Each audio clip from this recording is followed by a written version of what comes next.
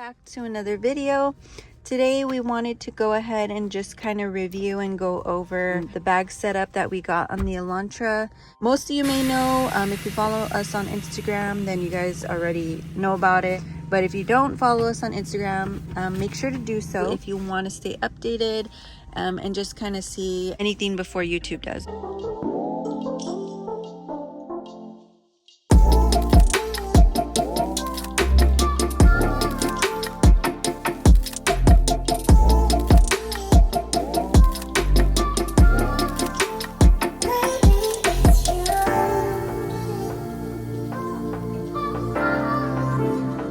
We did go with the airlift performance. As far as my controller, we do have the YSR bag setup on the Elantra, so I'll kind of show you guys the back, the trunk setup, how we have it right now. The bag installation went fairly smooth. According to Concept 3, there were a couple of issues that they had while installing. I believe my camber plates were for end lines instead of the Elantra end, so YSR did go ahead and ship me out the correct camber plates. Another thing is that the adapter came in as metric sizing for the airline tubing, which our shop needed standard, so that had to be swapped out.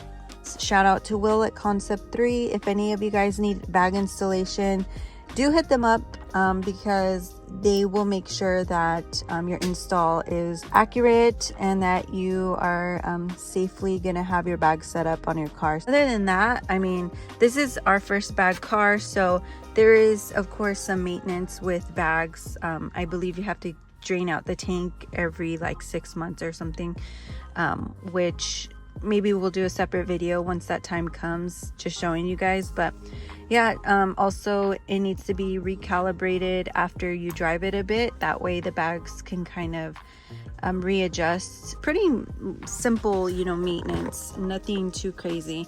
We did get some of these like the case custom, and then the sticker, the pink sticker, is custom as well off Etsy, I believe. So yeah, there's a lot of cool stuff that you can get. Of course, you could fully customize your setup how you want. Thankfully to Will, since he knew this was our first bag setup, he did go ahead and make some settings to where when we turn on the car, it automatically raises to preset ride. Preset ride for us is just going to be what we daily, you know, ride height. So this top button is for complete air up.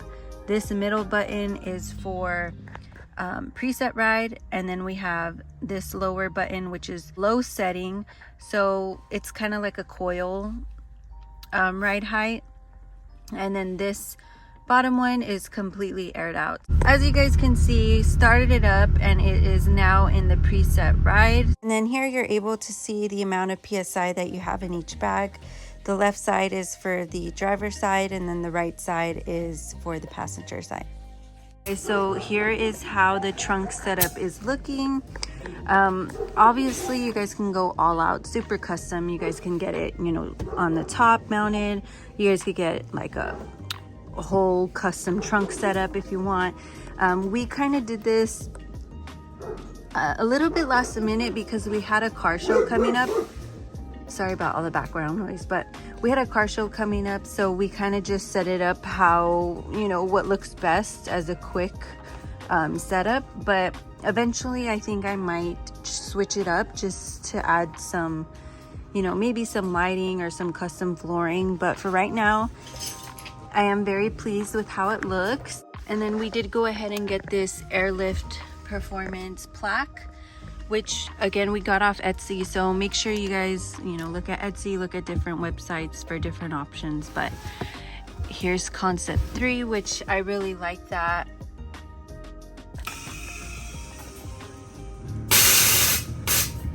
So as you can see, this is completely aired up. It does go up higher in the front than the rear, and it wouldn't go higher. I'm gonna ask Henry to see if he knows why, because I didn't remember as to why the rear doesn't go as high as the front. But okay, and then this is the preset setting, so this is what I daily drive the car at in the front. which of course it could go lower. So again, it just really depends where you guys feel safe at. And then here is what the rear looks like on the preset ride. This is the low setting that I told you guys can get you like coil.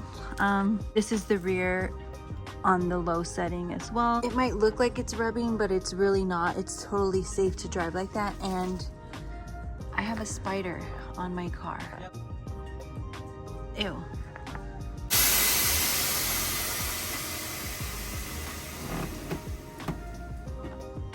Okay, and then this is completely aired out. This is as low as it goes. The car definitely could probably sit lower if we didn't want to keep the fender liners, but since that was what we wanted to do, this is as low as it's gonna get. Here's the rear. The rear tucks really good. I really love it, how it looks with my tire setup. And the camber, if any, which there's not much at all. Only thing with having it completely aired out that we need to remember is our steering wheel always has to be straight. It can't be turned, and then we can never drive at this setting at all because the fender liner will be destroyed and ripped off. All right, you guys, so really quickly, I just wanted to go over a couple things that I've noticed going from the springs to the bags. So one of the things, for example, would be the bumps feel more bouncy, a little bit more stiff, and then also you do somewhat get some type of floaty feeling from the front area, which is obviously what comes with being on air. So you guys kind of have to compromise and remember that it's not going to feel as secure as being on a spring or a coil, but it is definitely still a comfortable ride. Henry has taken this already through the canyons and definitely pushes the car. It handles still really great. Also, I believe it's the electric LSD that when you're going, very slow miles per hour, you do somewhat get like a skittish feeling with the front tires on the floor when you make turns. Even if it's a slight turn, you will somewhat get that hesitant feeling. Once you get going, you never feel that feeling again through turns or anything.